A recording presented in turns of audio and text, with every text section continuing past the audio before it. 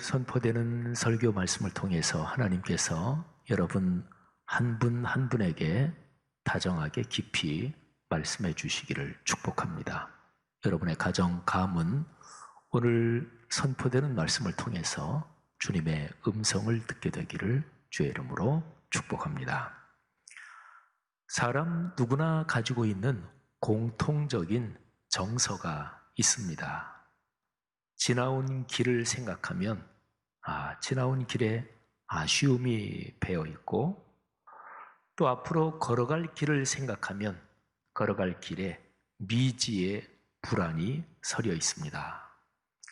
과거와 미래에 연관된 이런 정서가 지금 서 있는 삶, 이 현재를 충분히 누리지 못하게 만듭니다.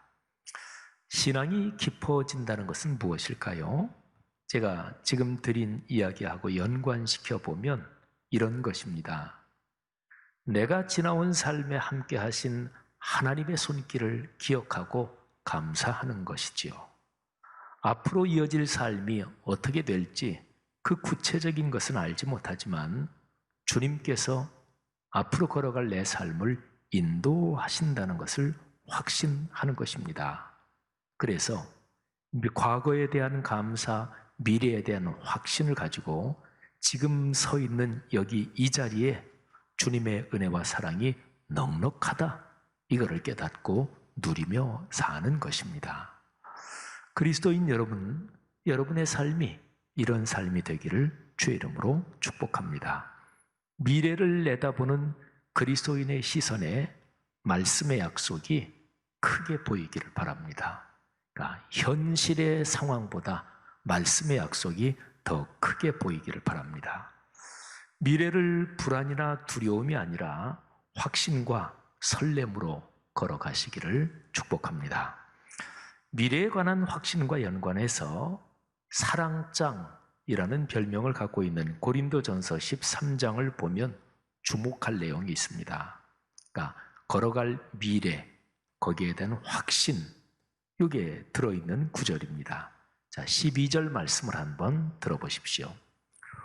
우리가 지금은 거울로 보는 것 같이 희미하나 그때에는 얼굴과 얼굴을 대하여 볼 것이요, 지금은 내가 부분적으로 아나 그때에는 주께서 나를 아신 것 같이 내가 온전히 알리라. 아멘.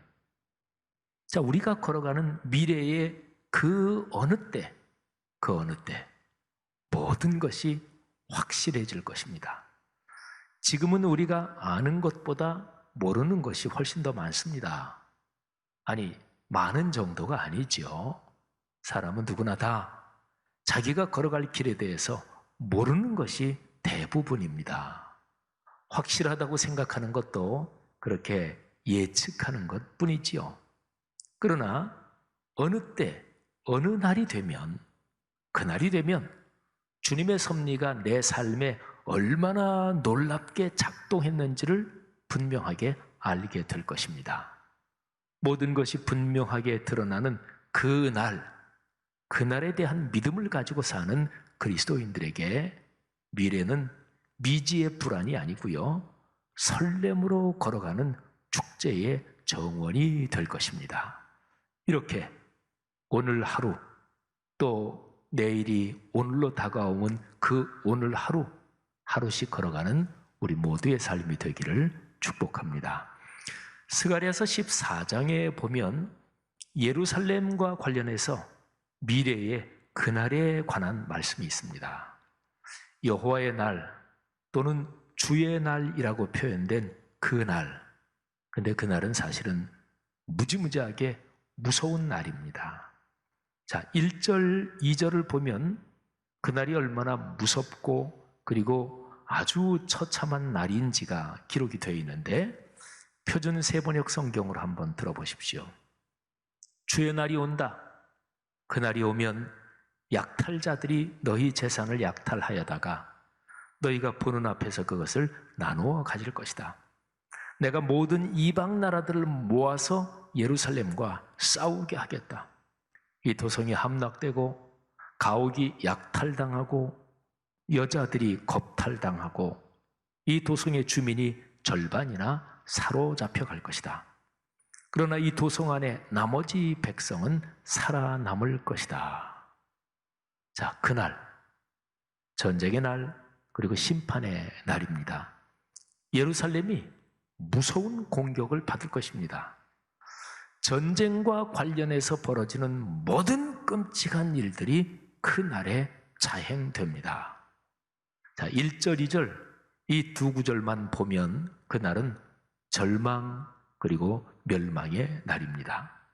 모든 것이 끝장나는 파멸의 날입니다. 그러나 그걸로 끝나지 않습니다. 이제 반전이 일어나는데요. 하나님께서 구원의 능력으로 개입하십니다. 바로 이어지는 3절의 그 내용이 나오는데 이어지는 3절 말씀이 앞에 2절 끔찍한 멸망 심판을 담고 있는 2절을 반전시킵니다. 3절입니다. 주께서 나아가셔서 이방 나라들과 싸우실 것이다. 전쟁 때 싸우시던 것처럼 하실 것이다. 아멘. 만군의 주님이신 하나님께서 예루살렘을 공격하는 나라들과 싸우십니다. 자, 여러분, 우리 그리스도인들이 꼭 기억해야 될 성경의 가르침이 있습니다. 우리가 살아가는 현장이 제 아무리 험악하고 험난해도 주님께서 우리와 함께 계시면 이겨낼 수 있다 하는 것이죠. 임마누엘 뜻이 하나님께서 우리와 함께 계시다 이 뜻이죠. 임마누엘 하나님께서 우리와 함께 계시다는 위대한 신앙적 보장이 오늘 우리가 사는 현실에서도 여전히 강하게 작동하고 있습니다. 모든 것을 섭리로 이끄시는 하나님의 손길을 신뢰하는 사람에게 하늘의 거룩한 힘이 오늘도 강하게 임하고 작동합니다. 성도 여러분들이요, 이 믿음이 여러분의 영과 마음과 몸에 지금 그리고 오늘 강력하시기를 주님의 이름으로 축복합니다. 자, 미래의 그날에 예루살렘에서 결정적인 사건이 벌어집니다. 제가 지금 설명드린 1절, 2절, 3절 그리고 그 다음에 이어지는 4절, 5절에 보면 놀라운 사건이 벌어집니다. 근데 여기 스가랴서 14장 1절부터 5절에 기록된 이 사건은요, 역사와 시간 흐름의 마지막에 일어날 사건을 기록하고 있습니다. 자, 이스라엘 백성들, 예루살렘에 사는 바벨론 포로지에서 예루살렘으로 돌아와서 사는 유대인들의 지금 상황은 어떤가요? 포로지에서 돌아와서 힘겹게 살아가고 있습니다. 모든 것이 쉽지 않습니다. 그런데 하나님께서 이런 유대인 공동체의 모든 것의 결말이 어떻게 되는지를 알려주십니다. 이 점이 참 중요합니다. 지금 현실이 힘들잖아요. 힘겹고, 야, 어떻게 사나? 그런데 이런 상황에서 하나님께서 역사 흐름, 시간 흐름의 제일 끄트머리에서 무슨 일이 일어나는지 이거를 가르쳐 줍니다. 이런 질문을 던질 수 있을 거예요. 아유, 지금 힘든데, 지금 당장 뭐 조그만 도움이라도 주시지. 저 먼 시간의 끝, 그리고 역사 흐름의 맨 끝에 무슨 일이 일어난다. 그때의 위대한 승리가 있다. 그게 지금 무슨 상관이 있습니까? 지금 먹을 거 하나라도 조금이라도 주지. 이런 질문을 던질 수 있겠죠. 사랑하신 여러분, 그런데 우리 사람의 심리 구조, 정신 구조가 하나님께서 만드신 거잖아요. 하나님께서 너무나 잘 아시겠죠. 지금 현실의 구체적인 상황 속에서 어려울 때 이 어려움을 어떻게 극복하게 되는지 하나님이 아십니다. 근데 우리 사람은 그런 존재예요. 지금 어렵잖아요. 근데 미래의 어느 날 그때의 영광스러운 승리가 있다. 미래의 그날 우리에게 위대한 축복이 있다. 이 확신이 있으면 지금 현재의 어려움을 이겨낼 수 있습니다. 이게 인간 구조예요. 역사가 어디를 향하여 달려가고 있는지를 드러내 보여주심으로써 지금 당하고 있는 어려움을 이기게 하시는 거예요.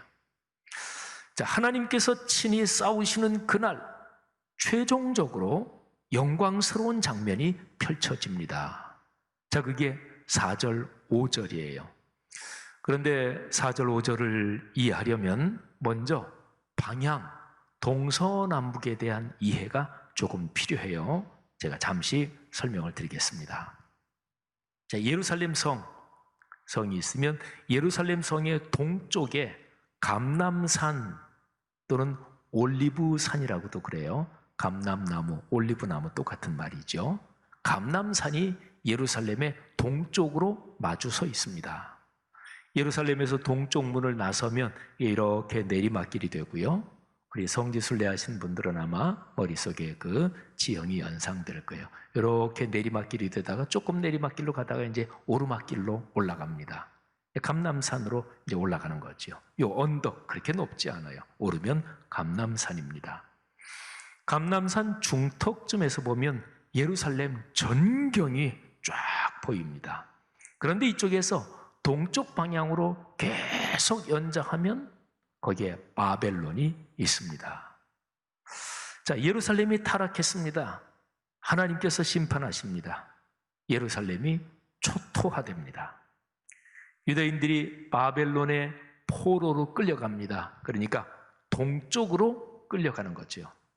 그런데 그때에 하나님도 타락한 예루살렘을 버리고 떠나셔서 바벨론 포로로 끌려가는 당신의 백성들이 있는 바벨론으로 가십니다. 에스겔서 10장과 11장에 하나님이 예루살렘을 떠나시고 동쪽으로 가신다, 이런 사건이 거기에 기록이 되어 있습니다. 자, 그러면 다시 예루살렘을 회복시키시잖아요. 회복시키시는 것은 다시 그 은혜가 동쪽에서부터 오는 거예요. 유대인들이 바벨론에서부터 예루살렘을 향해서 귀향합니다. 동쪽에서부터 서쪽에 있는 예루살렘을 향하여 귀향하는 거죠. 하나님도 저 바벨론 동쪽에서부터 예루살렘으로 돌아오십니다. 그런데 하나님께서 예루살렘에 도착하시기 전에 감람산, 예루살렘 바로 맞은편에 있는 동쪽 거기에 있는 감람산, 곧 올리브산, 거기에 서십니다. 자, 이런 배경 지식을 가지고 이제 스가랴서 14장 4절, 5절 말씀을 들어보십시오. 그날이 오면 주께서 예루살렘 맞은편 동쪽 올리브산 위에 발을 디디고 서실 것이다. 그러면 올리브산은 한가운데가 갈라져 동서로 뻗은 깊고 넓은 골짜기가 생길 것이다. 산의 반쪽은 북쪽으로, 다른 반쪽은 남쪽으로 옮겨질 것이다. 그 산 골짜기는 아셀까지 미칠 것이다. 너희는 유다왕 우시야와 때에 지진을 만나 도망간 것 같이 주의 산 골짜기로 도망할 것이다. 주 나의 하나님이 오신다. 모든 천군을 거느리고 너희에게로 오신다. 아멘. 자, 하나님께서 감람산에 서 계십니다. 근데 큰 지진이 일어납니다. 그래서 감람산이 남북으로 두 쪽으로 갈라져요. 그러니까 서쪽에서 동쪽, 동서로 이게 큰 골짜기, 굉장히 넓은 길이 이제 쫙 펼쳐지면서 이 산은 남북으로 갈라지는 거예요. 근데 골짜기가 갈라지면서 그 사이에 난 길이 얼마나 넓게 펼쳐지는지 북쪽으로 밀려나는 게 아셀까지 미친다, 이렇게 되어 있죠. 아셀은 이스라엘에서 제일 북쪽 끄트머리가 아셀이에요. 그러니까 무지무지하게 넓은 그 사이의 골짜기가 서쪽에서 동쪽으로 대로가, 엄청난 대로가 열리는 거죠. 그러니까 동쪽에서 오시는 하나님께서 모든 천군, 그리고 당신이 선택한 거룩한 사람들, 엄청난 군대를 거느리고 이 넓게 난 길로 하나님께서 오시는 거예요. 이 엄청난 군대가 예루살렘으로 진군해서 이방 나라들을 완전히 제압합니다. 이 거룩한 군대가 당당하게 그리고 충분히 행군하도록 거대하게 넓은 길이 서쪽에서 동쪽으로 쫙 펼쳐지는 거예요. 여러분, 지금 스가랴서 14장은 그런 마지막 날의 영광스러운 모습을 말하자면 그림처럼 그렇게 보여주는 거예요. 드디어 오십니다. 천지를 창조하시고 세상을 구원하시는 삼위일체 하나님께서 심판과 구원의 주권자로 드디어 오십니다. 창조와 구원의 뜻을 거스른 모든 것을 꺾고 굴복시키십니다. 영원히 아름다운 나라를 세우십니다. 여러분, 이런 장면과 연관된 성경 구절이 많은데요, 시편 110편도 그런 구절 중에 하나예요. 시편 110편 한번 들어보시는데요, 여기에 우리 그리스도인이 많이 들은 그런 표현이 여기 있어요. 새벽 이슬 같은 주의 청년, 이런 구절이 여기 담겨 있는데요, 한번 들어보시죠. 여호와께서 내 주에게 말씀하시기를 내가 내 원수들로 내 발판이 되게 하기까지 너는 내 오른쪽에 앉아 있으라 하셨도다. 여호와께서 시온에서부터 주의 권능의 규를 내보내시리니 주는 원수들 중에서 다스리소서. 주의 권능의 날에 주의 백성이 거룩한 옷을 입고 즐거이 헌신하니 새벽 이슬 같은 주의 청년들이 주께 나오는도다. 여호와는 맹세하고 변하지 아니하시리라. 이르시기를 너는 멜기세덱의 서열을 따라 영원한 제사장이라 하셨도다. 주의 오른쪽에 계신 주께서 그의 노하시는 날에 왕들을 쳐서 깨뜨리실 것이라. 문나라를 심판하여 시체로 가득하게 하시고 여러 나라의 머리를 쳐서 깨뜨리시며 길가의 시냇물을 마심으로 그의 머리를 트시리로다. 아멘. 여러분, 이거는 예수 그리스도에 대한 예언의 말씀이에요. 시편 110편 여기 1절 말씀을 예수님께서 인용을 하십니다. 누가복음 20장 42절 43절입니다. 주님께서 이렇게 말씀하세요. 시편에 다윗이 친히 말하였을 때, 이 110편이 다윗이 쓴 시거든요. 시편에 다윗이 친히 말하였을 때 주께서 내 주께 이르시되 내가 네 원수를 내 발등상으로 삼을 때까지 내 우편에 앉았으라 하셨도다 하였느니라.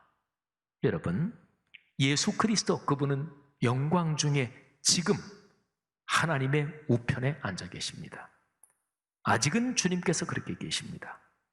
그러나 스가랴서 14장에 있는 그날, 또는 성경 여러 곳에서 말씀하는 그날이 되면 주님께서 오십니다. 동쪽에서 당신의 군대와 거룩한 사람들을 거느리고 오십니다. 모든 악한 것을 심판하시며 영원한 공의를 세우시고 영원한 당신의 나라를 세우십니다. 이것이 역사의 종말에 펼쳐질 장면입니다. 여러분과 저 그리스도인들은 이 상황에서 주님과 함께 영광과 승리를 경험합니다. 우리가 장례 예식을 기독교적으로 치를 때 그분의 육신은 생명을 다했지만 마지막에 이 종말의 영광스러운 승리의 장면이 있을 때, 그 사건이 발생할 때 우리가 믿음 안에서 세상을 떠나신 분들은 다 주님의 능력으로 거룩한 부활에 참여해서 그 영광스러운 장면을 같이 경험하는 거예요. 이 영원한 승리를 확신하는 사람들이 그리스도인입니다.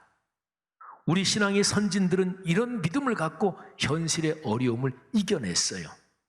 그래서 목숨을 바친 순교도 하는 것이고, 죽음이 영원한 천국 그 승리로 이어지는 문이라고 본 것이고, 이거를 가리켜서 종말 신앙이라고 그러는 거예요. 이게 종말 신앙이에요. 맨 마지막 종말의 때에 어떤 사건이 있을 건가, 그걸 확신하는 거지요. 사랑하는 성도들이여, 그날의 궁극적인 승리를 소망하며 믿음을 갖고 살아가시기를 바랍니다. 종말 신앙을 붙잡고 현실의 모든 어려움을 넉넉하게 이깁시다. 자, 기억하십시오. 그날의 소망이 지금 여기 이 날의 힘과 복으로 작동합니다. 이 원리를 아셔야 돼요. 잠깐만 설명을 드릴까요? 사람은 희망을 먹고 산다, 유명한 표현이죠. 사람은 미래, 내 삶이 걸어가는 미래에 좋은 일이 있을 거야, 희망이 있잖아요. 그럼 현실이 어려워도 충분히 이깁니다. 반대도 가능하긴 해요. 사람은 회상을 먹고 살기도 합니다. 아무래도 연세가 점점 많이 드시면 옛날 일을 기억하는 경우가 점점 더 많아지지요. 아유, 우리 애 어렸을 때, 아유, 그때 참 이뻤지. 근데 지금은 아유 결혼해서 걔가 또 애를 또 낳네. 옛날 좋고 즐거운 추억 사진 보고 그러면서 옛날 회상을 떠올리면서 흐뭇하고, 그러니까 사람은 회상을 먹고 산다. 이것도 말이 돼요. 그런데 희망을 먹고 산다. 이게 사실은 더 강렬한 원리입니다. 상상해 보세요. 어떤 군대가 사막을 쭉 행군하고 있습니다. 다 지쳐가지고 그래서 그냥 쓰러질 지경이 됐어요. 그때 지휘관이 얘기합니다. 힘내라. 저 모래 언덕을 넘어가면 오아시스가 있다. 이 지휘관이 진짜 있는지 어떤지 모르지만 지금 군대가 여기서 쓰러질 수는 없으니까 오아시스가 있다. 그러니까 갑자기 지쳐서 그냥 거의 쓰러질 것 같은 병사들이 오아시스가 있다고, 그래서 몸에 힘이 생기는 거예요. 다리에 힘이 솟는 거예요. 실제로 신체적으로. 오아시스가 있어. 이거는 말 들은 거잖아요. 그리고 말을 들어서 사람이 이해가 되고 그리고 정신적으로 작동하는데 이 정신이 신체에 강하게 영향을 주는 거예요. 이게 원리입니다. 희망을 먹고 사는 원리. 이게 바로 오늘 스가랴서에서 하나님께서 예루살렘에 사는 유대인 공동체들에게 하나님이 얘기해 주시고 이끌어 주시는 은혜예요. 지금 힘들잖아요. 예루살렘 공동체의 삶이 지금 만만하지 않습니다. 근데 하나님께서 먼 미래의 종말의 날에 일어날 그 위대한 승리를 말씀해 주시는 거예요. 그때의 유대인 공동체는 이 신앙을 붙잡고 사는 거예요.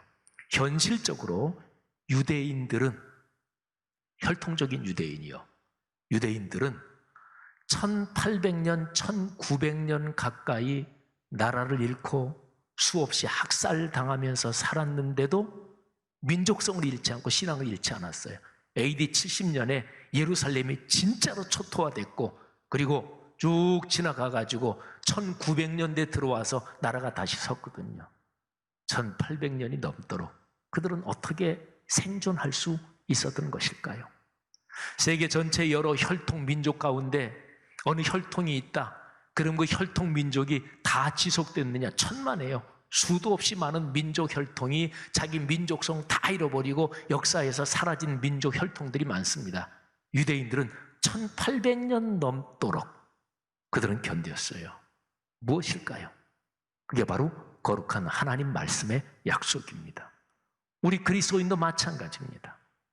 여러분들의 가정 가문이 복을 받기를 원하고 사는 건 다 힘들잖아요. 여러분 아들, 딸, 자식 때 여러분이 살아온 것보다 우리 애들 살아갈 그 시대는 더 참 좋은 시절이겠지. 손자, 손녀, 걔네들 살아갈 때는 더 좋아질 거야. 그렇게 생각하십니까? 환경 점점 망가지고 더 힘들 수도 있지요. 그런데 가정 가문이 견뎌야 되잖아요. 그런 가운데서 멋지게 살아가야 되잖아요. 어떻게 해야 될까요? 하나님의 거룩한 말씀을 심어줘야 돼요. 그러면 그 말씀을 붙잡고 어렵고 힘들지만 그러나 영원한 소망을 바라보고 살아가는 거예요. 이게 원리입니다. 기억하십시오. 그날의 소망이 지금 여기 이 날의 힘과 복으로 작동하는 이 영적 원리를 기억하시기를 바랍니다. 로마서 8장 37절부터 39절에 기록된 승리의 선언이 바로 이런 원리에 기록됐는데 제가 낭독해 드리겠습니다. 이 승리의 선언이 여러분의 것이 되기를 간절히 바랍니다. 그러나 이 모든 일에 우리를 사랑하시는 이로 말미암아 우리가 넉넉히 이기느니라 내가 확신하노니 사망이나 생명이나 천사들이나 권세자들이나 현재일이나 장래일이나 능력이나 높음이나 깊음이나 다른 어떤 피조물이라도 우리를 우리 주 그리스도 예수 안에 있는 하나님의 사랑에서 끊을 수 없으리라. 아멘. 성도 여러분, 이 믿음 꼭 붙잡고 걸어가기를 주의 이름으로 축복합니다. 기도하겠습니다.